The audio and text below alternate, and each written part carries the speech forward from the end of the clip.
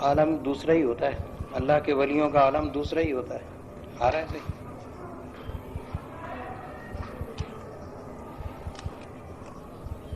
یہ اللہ کی مخلوق کی خدمت کو اللہ کی رضا کے لیے اور ان اللہ کی مخلوق کے درد کو اپنا درد سمجھنے لگتے ہیں. ان کے دل میں سوائے اللہ کی مخلوق کے پیار کے، ان کے ہمدردی کے اور اس سے منفی تو کوئی جذبہ ہوتا ہی نہیں. تڑپ بظاہر یہ اگر کسی سے غصے میں بھی بات کریں تو اس کی مثال میں یہی دے سکتا ہوں کہ جیسے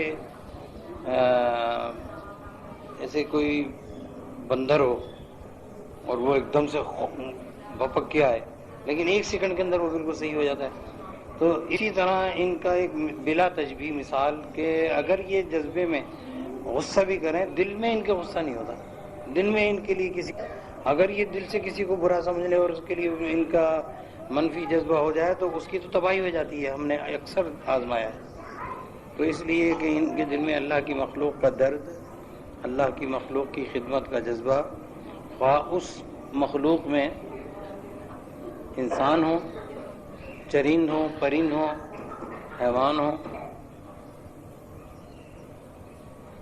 سب کے لیے ان کے دل میں اللہ تعالیٰ کی مخلوق کی ایک جذبہ خدمت کا ہوتا ہے. چنانچہ یہی حال ہمارے خدمت کے ٹائم میں بابا صاحب کے یہاں تھا کہ بابا صاحب کے پاس بلیاں بھی رہتی تھیں، ایک جوڑا کتے کا بھی تھا جو ایک رنگ سیاہ تھا، چوپاؤں میں بکریاں بھی تھیں جو ہم چرانے جایا کرتے تھے. ہمیں بھی ان سے بڑا پیار محبت ہوتا تھا. گائیں بھینس بھی تھی، مرغیاں بھی تھیں، قمریاں بھی تھیں، کبوتر بھی تھے. یہ سارے پرندے بابا صاحب کی حیاتی میں وصال سے پہلے موجود تھے اور ان کی بھی جو خدمت تھی وہ بھی اسی طرح ہوتی تھی جیسے کہ خاص انسان کی ہوتی ہے. مٹھائیاں آتی تھیں تو اگر انسانوں کو بانٹی جاتی تھی تو بکروں کو بھی ایک ایک ڈلی مٹھائی کی جو بھی ہو، بالو شاہی ہو، لڈو ہو، کچھ بھی ہو، وہ ان کو کھلائی جاتی تھی. اسی طرح کے بابا صاحب فرماتے بھائی ان کو نہیں دیا. اور جب وہ تشریف لاتے تھے باہر، رات کا ٹائم ہوتا تو ہر بکری آواز سنتی چیخنے لگتی تھی کہ جی ہمیں یہاں کچھ دیں. وہ ہاتھ پھیرتے تھے، پیار کرتے تھے، کہ ہر چرند پرند سے محبت کرتے تھے. قمریاں یہ وہ. تو میں یہ بتا رہا تھا کہ وہ آپ نے سوال کیا کہ کتے کے ساتھ آپ نے یہ ایک عجیب ہی معاملہ ہوا ہمارا اور ہم نے جو کچھ کیا وہ ہم آپ کو بتاتے ہیں.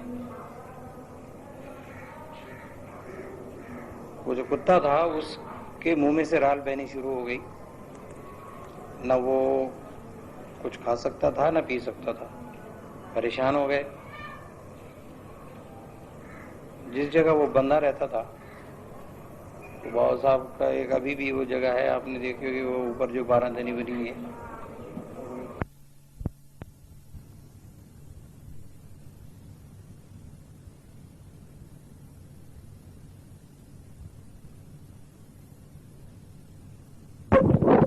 اب کیسے کہوں؟ ہمارے بابا صاحب کا یہ معمول تھا کہ دوپہر کو اوپر 12 دری میں تشریف لے جاتے تھے اور وہاں سے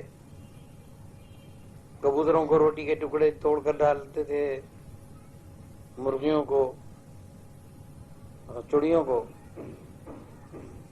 ڈالتے رہتے تھے. اور نیچے وہ کتا جو تھا وہ نظر آتا تھا، اس کو وہ دیکھتا رہتا تھا بابا صاحب کو اور چمکارتے تھے. جب وہ اس کی حالت خراب ہوئی کتے کی تو بابا صاحب نے وہاں پر ایک حاجی حنیف ناگوری مرحوم، ان کا انتقال ہو گیا، ان کو کہا بھائی کوئی ہسپتال جانوروں کی ہو تو دیکھو، تو اس کو وہاں ڈاکٹر کے یہاں لے جاؤ. جی بہت اچھا. اب اس کتے کو پہلے یہاں ملیریا بات نہیں تھا، یہ ملیر کے جو یہاں اسپتال ہیں، یہ ملیر کالونیاں، یہ تو تصور میں بھی نہیں تھی. آباد تو بڑی بات ہے، اس وقت کی بات ہے. یہ تصور میں بھی نہیں تھی کہ یہاں یہ جناب ملیر شیڈ ہوں گے، ملیر کالونیاں ہوں گی، سعود آباد. یہ تو بھائی کچھ بھی نہیں تھا، بجلی بھی نہیں تھی، کچھ تھا ہی نہیں آبادی. یہ سارے جہاں یہ ہم بیٹھے ہوئے نا اس جگہ، یہ کھیت تھے. یہ گورنمنٹ اسکول نہیں ہے سامنے، یہاں پہ بھی جب ہم آئے تو یہاں کھیت تھے، اور یہاں کھجور کے درخت بہت سارے لگے ہوئے تھے. آہستہ آہستہ سارے وہ ختم ہوئے. سامنے کے باغ بھی سارے ختم ہوتے جا رہے ہیں اب. تو وہاں وہ شادمان کالونی بن رہی ہے، کہیں کچھ بن رہا ہے. غرض اس وقت تو بھائی اتنا سبزہ تھا یہاں، اتنی ہریاول تھی، اتنی کھیتیاں تھیں. جہاں یہ سنہری مسجد ہے اور یہ کالا بورڈ آپ بھی کہتے ہیں، یہ ملیر ہاٹ سے لے کے دونوں طرف کھیت ہی کھیت ہوتے تھے. شہید ملت ٹاؤن بن گیا، وہاں ادھر بھی کھیت تھے، ادھر بھی کھیت تھے، اور باغ تھے بیٹا، بڑے عجیب عجیب باغ تھے. اس کو تو ہم تصور میں اب رکھیں تو معلوم ہوتا ہے کہ یہاں کا انقلاب ہو گیا. یہ اس وقت کی بات ہے. تو یہاں کوئی ہسپتال نہیں تھی، ملیر میں بس چند مکان تھے، باقی گوٹ ہوا کرتے تھے دور دور. تو وہ شہر اس کو لے گئے. جہاں ریڈیو پاکستان ہے نا بندر روڈ پر، یہاں پر ایک ہسپتال ہے جانوروں کی، ابھی بھی ہے وہ. اس زمانے میں وہاں وہ لے کر گئے، کیونکہ وہ شہر سے ہی آتے تھے. وہ رہتے تھے یہ جو